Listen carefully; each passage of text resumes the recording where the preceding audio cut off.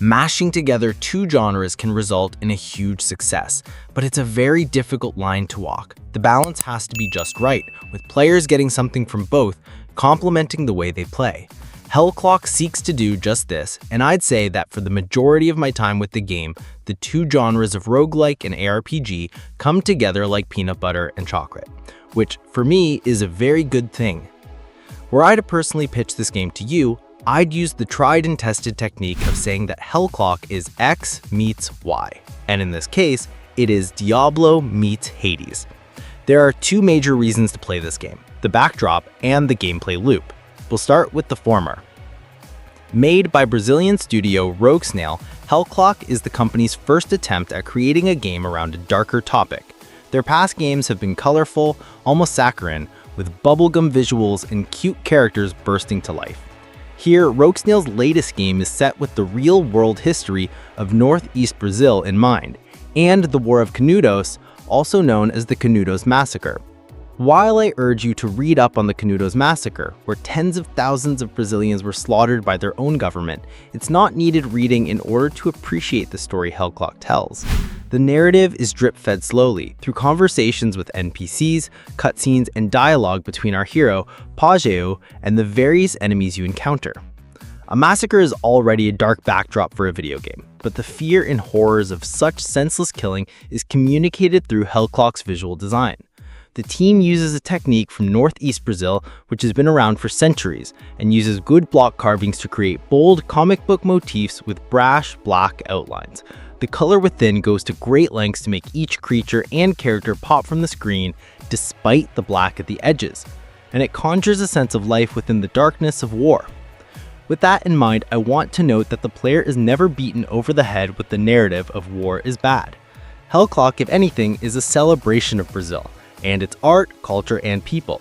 Something you can tell is dear to the studio, and this shines through in all stylistic choices.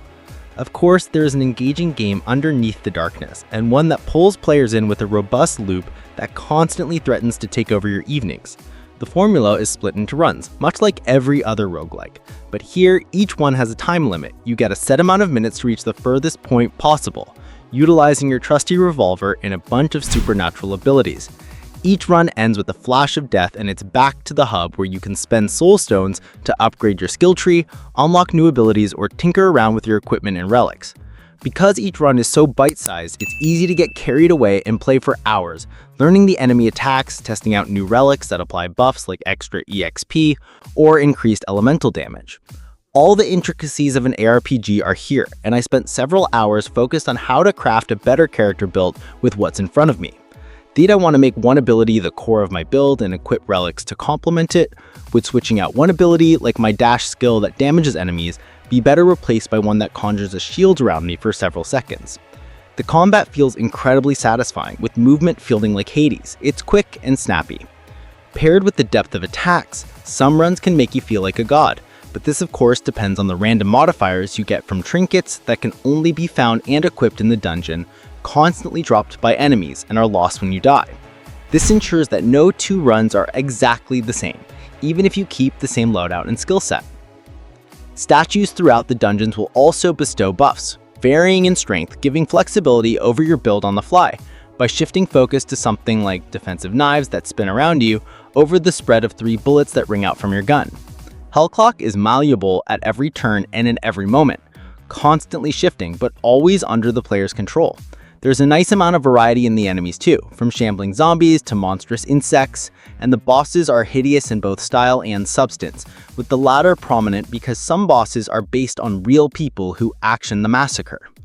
It's a shame that such variation is missing from the dungeon layouts, which become incredibly predictable after several runs. The theme of the floors in the dungeon change as you make your way into the bowels of the earth, facing off against demonic creatures. But the corridors and rooms barely change, leaving the repetition of runs feeling a bit too samey. Though the action is always solid, and the meta progression back in the hub allows for experimentation, perhaps my biggest gripe is with the power creep. Most ARPGs have this mechanic, but your power creeps up slowly in order for you to get a little further each time you fight.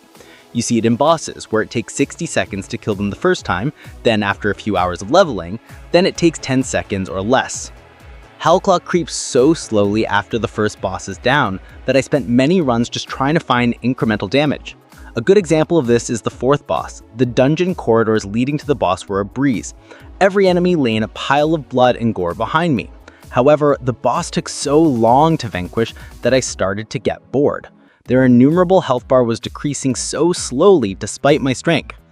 This creates an imbalance. The bosses don't need to be easy, but if I'm tearing through entire floors of bad guys and then slamming into a brick wall, no amount of relic tweaking is going to help me.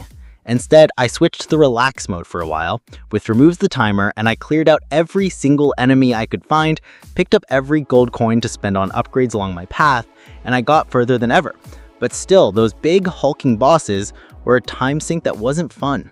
This is something that can no doubt be played with in future updates, and I hope it is, because after many hours of playing, I was yet to reach Act 2 of the 3 I could see, let alone get to the endgame mode, where things get even harder.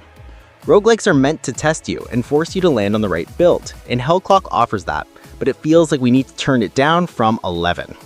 Regardless of this issue, I can't help but love Hellclock because it exemplifies the reason I love indie gaming so much. This space offers unique personal stories, paired with enigmatic gameplay that refuses to let me go. It impresses at every turn, constantly surprising me.